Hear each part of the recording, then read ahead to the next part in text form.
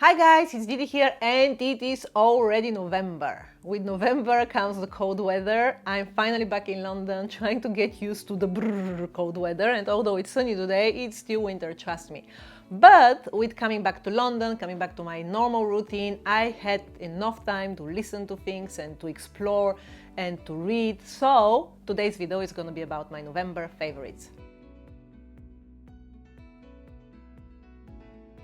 So my first favorite is a blog post. The blog post was written by James Altucher. If you don't know who James Altucher is, go and check him out. He is really great author. I enjoy so much his writing style, and he's an interesting guy. He has a very interesting personality. He's investor, hedge funder, and author. He has many books, one of which created a whole movement called the Choose Yourself. And the particular blog post that so much resonated with me this month was called What Happens When You Decide to Change. Why it resonated with me? I've been going through lots of change since the time when Mika was born, both professionally and personally, of course, because you have a child.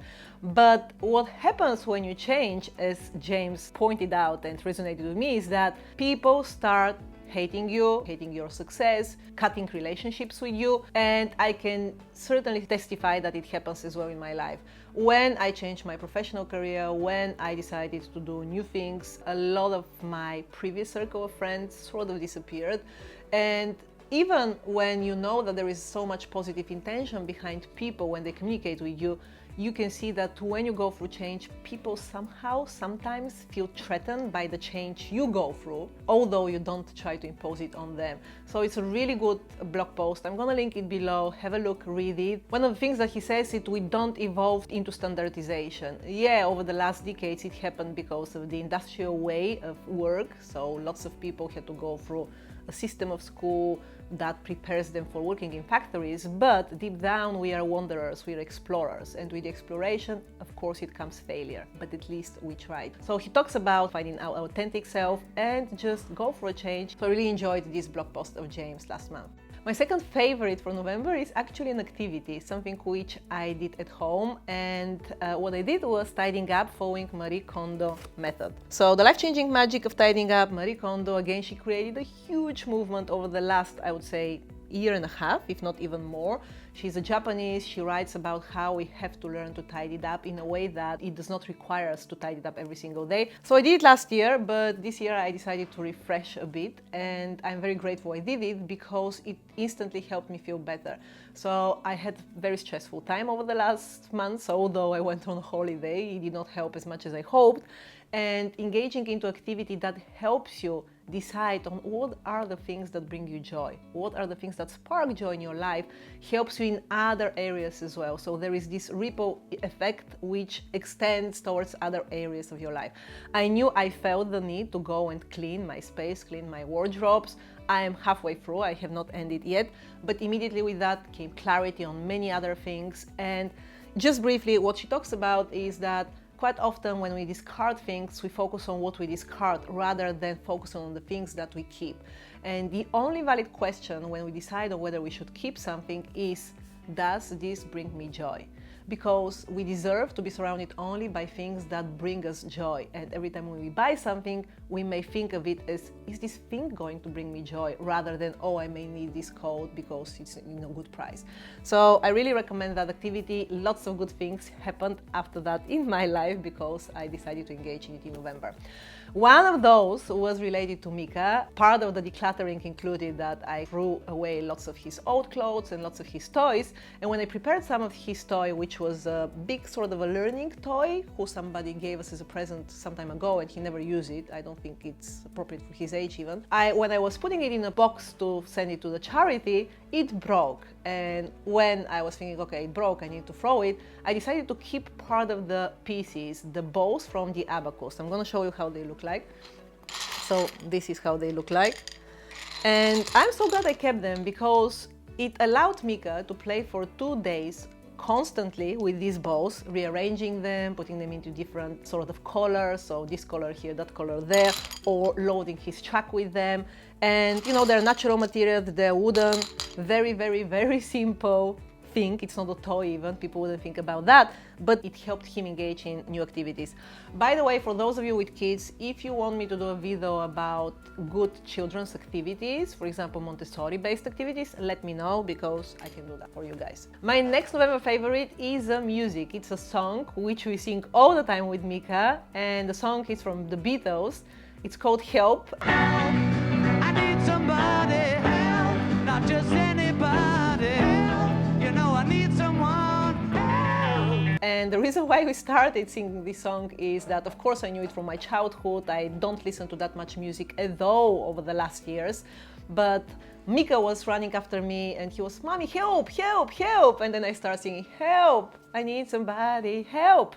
And then since then he was like, "I want to listen to this song, show me this song." So now we sing it together.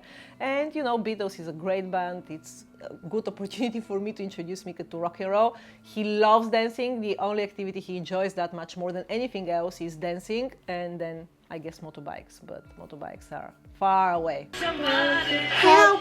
I need help. Help!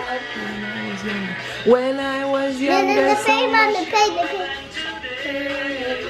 I never needed anybody's help in any way. Help me if you can, I'm feeling down.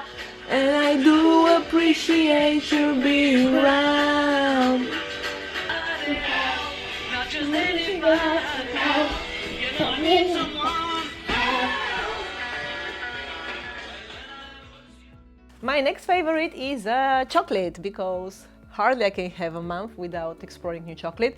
This one I used to like a lot last year. I did not have that much recently because I sort of lost my interest in it. Now I'm back to it. It's coconut and goji berry. That's the one I buy. It's from Pana, raw, organic, handmade, and it only has coconut flakes, goji berries, dark agave nectar.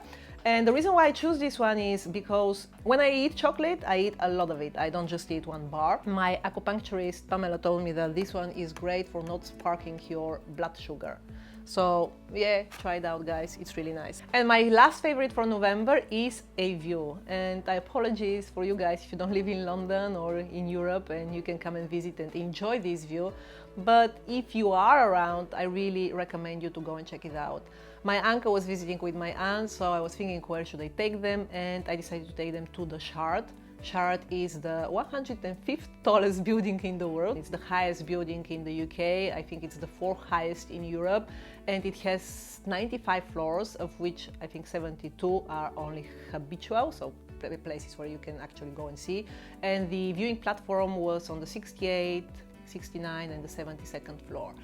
I enjoyed it so much, honestly. You know, I did hundreds of photos. We stayed about 2 hours there because I planned it in such a way that we go just before the sunset so that we can see when there is a light, then we can wait until the sunset. And it's not the perfect weather, it wasn't sunny, the sky was not that clear, but you know, 2 hours just flew by unbelievably quickly. Just a little bit about the building. If you live in the US, I'm sure you've seen much more higher building. I've been to most high buildings in New York, but this one is different. And the reason why it's different for me is that because everything in London is so flat, we hardly have high buildings, it really gives you the impression that you're much higher than you are. In New York, yeah, I go to high buildings, but then everything around me is so high that it doesn't give me the feeling that I had from being on the Shard. The Shard was constructed, I think, over 3 years only. It was designed by an Italian architect. His name is Renzo Piano, and he, according to the legend, he basically designed it over lunch. He just, on a napkin, he just sat down and showed how he thinks it's going to look like. Because at the time, the deputy prime minister said that only such a tall building can be built only if it has exceptional design. So I really enjoyed it. Highly recommend you to go and check it out, guys. If you are ever in London, they have a 360 view. There is a nice hotel there as well, which has a bar. Again, I highly recommend it. And this is what lightened up one of my days in November. So it was really, really good experience. So that's it from me. I hope you really enjoyed this video. And if so, please don't forget to give me a thumb up, to like my video, subscribe for my channel, and please leave me a comment. Do you want me to do more of these favorite videos? Or do you have any questions that you want me to answer in my show?